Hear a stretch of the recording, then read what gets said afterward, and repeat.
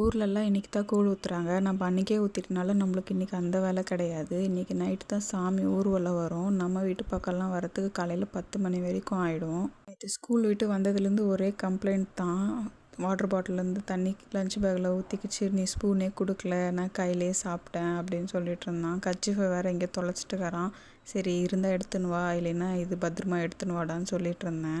எப்பயுமே நான் ஸ்கூலுக்கு போக மாட்டேன்னு தான் சொல்லுவான். இன்றைக்கி புதுசாக நீங்கள் என் கூட பஸ்ஸில் வாங்க, அப்போ தான் நான் ஸ்கூலுக்கு போவேன் அப்படின்னு புதுசாக சொல்லிட்டு இருந்தான்.